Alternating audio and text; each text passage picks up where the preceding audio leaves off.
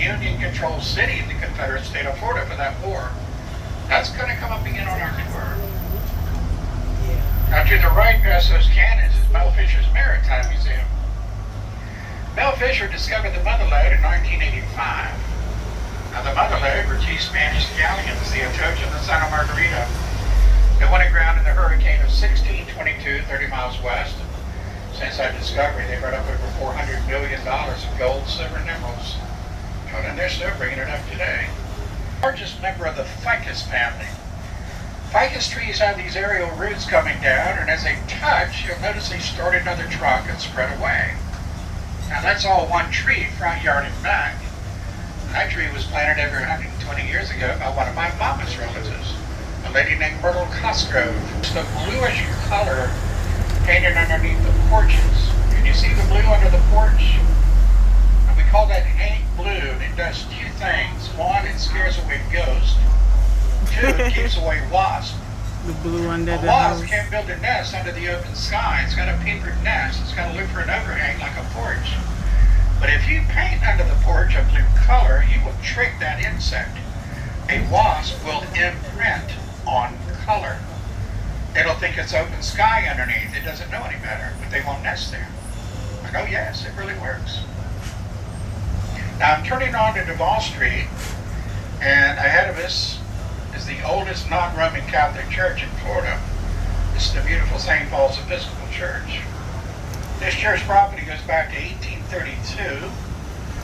I'm not a member of this church, I'm a heathen, but my wife is the warden of the vestry.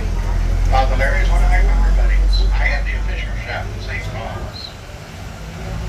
That takes us right to our next stop. This is stop 4, the La Concha Hotel. It is the tallest building on the island, and right on the 400 block of Duval. Stop number 4. Now remember, you own all these trolleys all day. You can get on and off these things all day long. Does anybody wish to get out here? Okay. Now if you've ever heard of Tift College or Tifton, Georgia, they're actually the same 4 brothers from Connecticut. 2 of them settled here and 2 of them settled in Georgia. In fact, that house is made with good Georgia longleaf white pine that came down here through Savannah. Now, if you look to the right, you'll see an odd tree. It's a Spanish laurel. If you look behind that tree, you'll see a large round white cement structure. You see it? All right, now look to the top of that large round white cement structure. You're going to see a lighthouse. Now, the Key West Lighthouse is still a working lighthouse until 1969. This whole property is a museum today. And the original lighthouse is built 4 blocks ahead of us at the southernmost point. And the hurricane known as the 1846 Great Havana Hurricane washed that lighthouse into the ocean with 18 people inside. There were 3 survivors, a girl named Barbara Maverty and her 2 children. This lighthouse was built on high ground in 1847. And if you feel like a good walk to the top of that lighthouse. You can do that. It's 88 steps to the top. And you can see every inch of this island. Now the white building on the corner is the lighthouse keeper's quarters. It's also part of the museum today. Now my house is ahead of us on the left behind that white fence. It was a home that was built in 1899 by my great-grandmother. My wife and I lived into it. Well, it'll be 47 years this November. It's a small house, but it's paid for. One of my favorite stories in Key West was Sandy Cornish. Another one was yellow fever. Key West is an island on the northern basin of the Atlantic Caribbean, and yellow fever's hit it many times. The worst yellow fever epidemic in Key West was the summer of 1829, and they took the lives of 15% of every man, woman, and child here. Now, after 7 more major epidemics, in 1895, the state of Florida had its first health officer. It was Dr. Joseph Yates Porter, and it was sent here to bring yellow fever under control. Even though nobody knew the cause of yellow fever outbreaks, Dr. Porter thought it was sanitation, so he started a massive cleanup campaign here. And when he did that, he drained a lot of stagnant water. When he did that, he got rid of the breeding ground of a mosquito that was known as Aedes aegypti. That mosquito would be discovered the cause of yellow fever down in Cuba in 1901 by a man named Walter Reed. You guys have heard of Walter Reed, right? Walter Reed Hospital. He was an American surgeon. But Porter was lucky. She said no harm will come to anybody in Key West from hurricanes. That's a pretty bold statement to make. But coming up on the right, you're going to see an exit opening in this wall. From behind this train who's running really slow. I don't know who that is.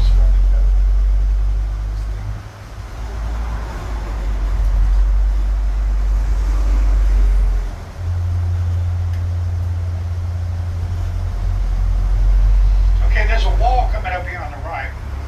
And there's an entrance here. But the next opening is the exit opening. And I want you to look through the exit opening when we get up here and look straight back, all the way back. You're going to see her grotto and statues are still back there, and those candles are lit. It's respected.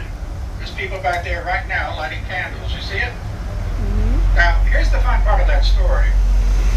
See, that grotto's been there since 1925. Now, before 1925, the number of people we know have died on this island of hurricane is 972. We know that number because every name is written down. But since 1925, not one name has had to be written. No one on this island has died from hurricane.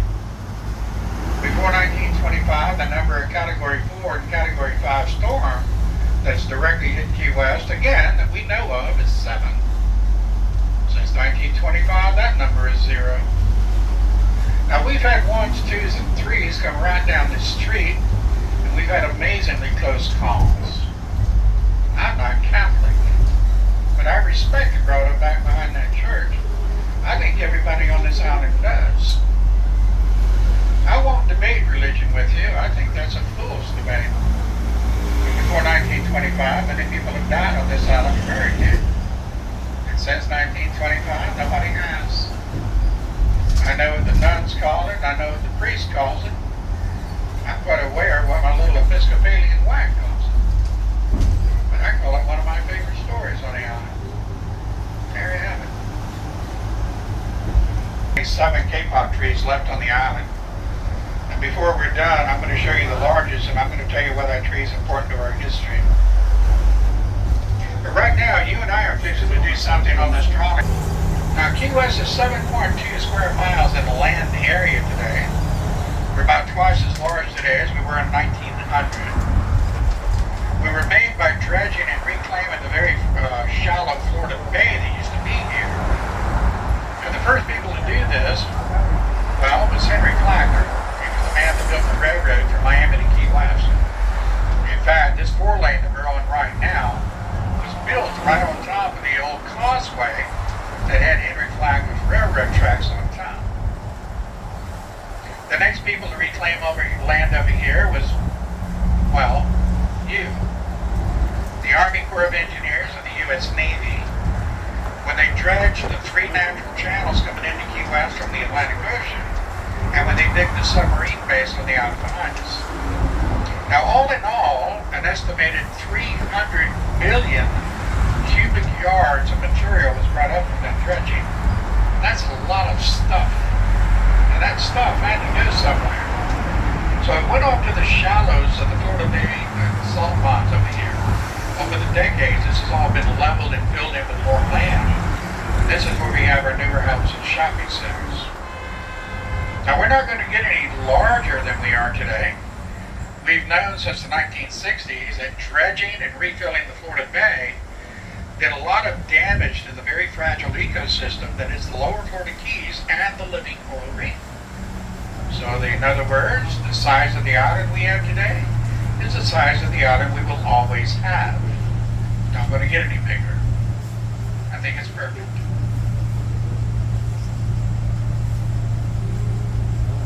Look off to the left, you'll see the remnants of Florida Bay. If you know water, or if you're a boater, you can look out there and instantly tell that that is very, very shallow water. That was very easy to reclaim. And that's exactly what happened on the land that's underneath our feet. All this land is reclaimed land. It's a hot day, right? Did you know that Key West has never recorded a 100-degree temperature? 97 is our record high. The island mass is not large enough to generate 100-degree heat. We don't have the tall buildings to retain it. And we get winds during the summertime off the Atlantic Ocean. And the simple fact that we are surrounded by water, they say it is a physical impossibility to hit it. Now children, don't get me wrong. The humidity here, just like today, can make it feel like 103 degrees, which is what you're feeling right now with the heat index. But 97 is the record high. Is there anybody back there that lives where there's snow? Yes. Okay, you're going to love this one. Our record low temperature was 41 degrees. That was back in 1981. And the mean temperature in the dead of winter, 72.2 degrees, 40% humidity. This is air conditioning. I truly believe that we have the most beautiful winters in the world. The sun is out, the flowers are blooming, and it's AC outside. I was born here, but my wife was not. My wife is Canadian, from Kingston, Ontario, one of 9 girls, all living. And every single one of those girls like to tease me. And I personally have never seen a snowflake in my life. It's not on my bucket list. I don't do clouds. That takes us right to our next stop. This is stop 7. This is like the apex of the tour. From here, we'll be making our way back downtown to stop 1. Now, if you leave me at stop 7, you're staying at one of these hotels, or you just like parking lots, because there's nothing else here.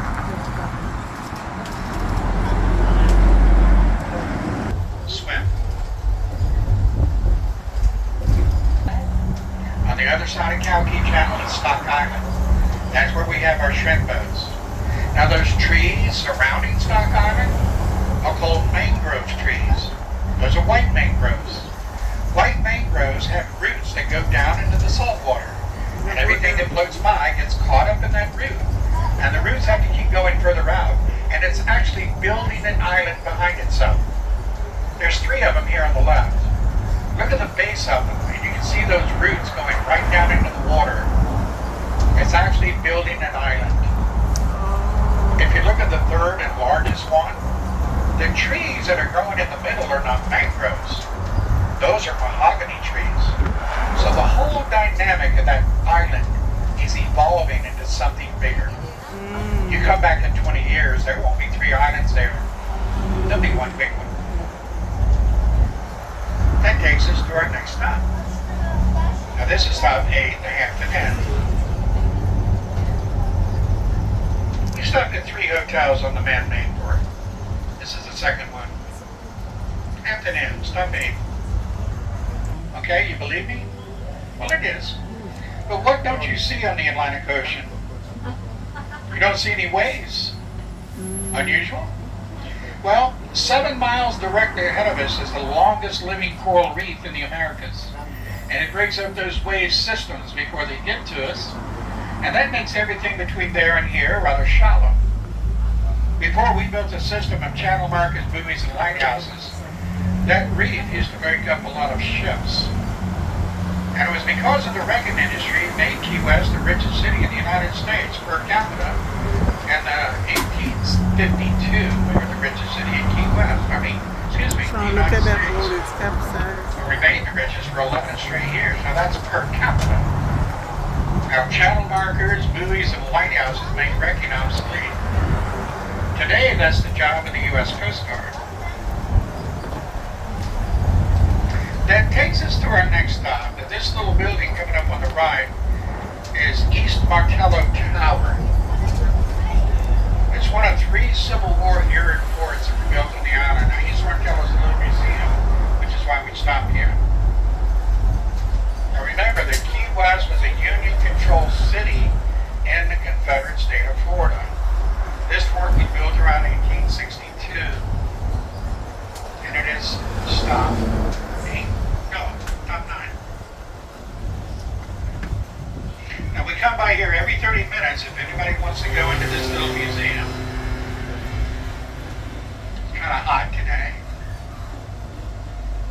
If you're not familiar with a Martello Fort is, it's a small coastal defensive position. This is mainly defense on the coast. Now there are 312 Martello forts left in the world. Most of them were built by the British Empire during the Victoria era. In North America, there are 52 left on the east coast of Canada and the United States. The most southern two are here in Key West, East and West Martello. Now this would have been garrisoned with about 20 men, and at one time there was one rifled cannon on the top that was never fired in anger. But remember, this was a Union city in the Confederate state of Florida. Now ahead of us is Key West International Airport. Some people will say that the name is longer than the runway. But I like our airport because I know what we used to have. We just had a family reunion up in Pensacola Beach. And years ago, my wife and I would make a 17-hour car trip. But no more. We're Delta Sky members. We fly Delta Jet from here to Atlanta and then back to Tallahassee or Pensacola and rent a car. Oh, but look at the colors under the water. See all different colors and shades. Those dark colors, that's not deeper water. In a moment, you're going to smell what it is and I'm going to tell you. But right now, look to the right. You see a bottom of water behind those trees? That's a salt pond. We used to harvest salt here at one time. They would dam up all the water coming into the salt pond, which is very shallow, and let the sun evaporate it. They would flood it again, and do this about 5 or 6 times. And the end result would be about 300 half barrels of sea salt. That was a good harvest. Now, the end of the American Civil War, the salt mines of Louisiana and the Great Lakes had been dug, and it really wasn't worth the effort to do it here. Okay, back to the left. Those darker colors are grass beds. There's a seagrass, eelgrass, and turtlegrass. Now, when we come up to the beach, you're going to smell them as they come up on shore. You'll smell an iodine sulfur smell. You smell that? Kind of bad, right? We love it. Because we know what it represents. You can see the seagrass here on the shore. What it represents is that those grass beds are healthy, so we don't mind the smell. If I would have to use one word for the grass beds and the mangrove roots, the word would be nursery. Because that's where the smaller fish and crustaceans have a chance to grow large and survive in deeper water. So they're very important to our ecosystem. And as you can see, they're putting in some new drain pipes. So it's a little bumpy over here. Another question I get, people want to know what's wrong with the sand on our beaches. They're expecting that beautiful white quartz sand that you see in Panama City, Florida. But our sand is not quartz. Our sand is calcium carbonate, which is 20,000 years with a broken down coral and shell. The quartz sand in Panama City in the Gulf of Mexico is 40 million year old Appalachian Mountains. Drilled 40 million years ago, the Appalachians were as tall as the Rockies are today. 40 million years of erosion caused all that quartz mountain through the rivers, the streams, and into the Gulf of Mexico as sand.